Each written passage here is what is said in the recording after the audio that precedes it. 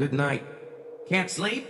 Then let's take a little walk through some of history's safest chapters. No wars, no politics, just food. Yes, food that doesn't bring dreams. It brings fever, chills, and sometimes the silent scream of a dying soul. You see, this isn't normal history.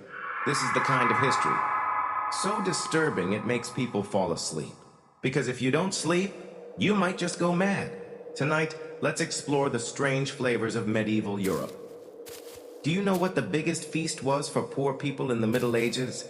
No, they didn't cook soup with diamonds like the royals. They made stewed rat delight. The recipe? One medium-sized rat, onion peels found in the back of a dusty storeroom, river water. Better if it's a little muddy. And if the rat's ears, tail, and teeth are still floating in the stew, then it's authentic. Children would run with joy, and the parents would say, "Eat up. This is hunted meat." They believed rats made them faster. What did it actually bring? Swollen stomachs, poisoning, and sometimes a joyful death. The Knights of Kings, they had to be strong and inside and out. So they drank the bone broth of the brave. What was in it? Bones of fallen warriors, boiled in water mixed with donkey sweat and some secret herbs, usually toxic. On special nights, they'd chant, "One sip for courage, two for madness." Some knights believed eating their enemies' bones would make them immortal. That's why after battle, collecting ribs from corpses was pretty normal. Chivalry? Sure. But medieval gentlemen had very different tastes. There once was a queen. Her name is lost to time, but her recipe survived.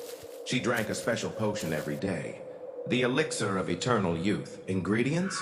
A slice of an enemy's liver, ears of baby rabbits, cow brain, and of course, 1 spoon of human blood.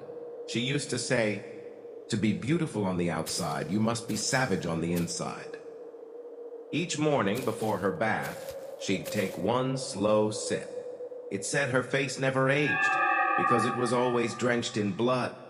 After each sip, she'd stand before her mirror and whisper, "Who's the ugliest of them all?" If the mirror dared to answer, she shattered it instantly. The most famous dish in the royal court? The pie of penance, served to condemned prisoners. Recipe? Fingernails of convicts, half-rotten fish, weeds soaked in vinegar, chunk of aging omelet. Those who survived eating the pie were said to be forgiven.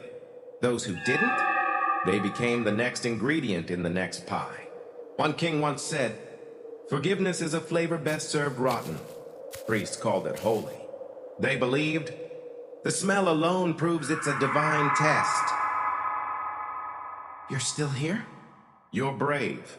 Most listeners leave halfway through, either to vomit or to run from history forever. But you stayed.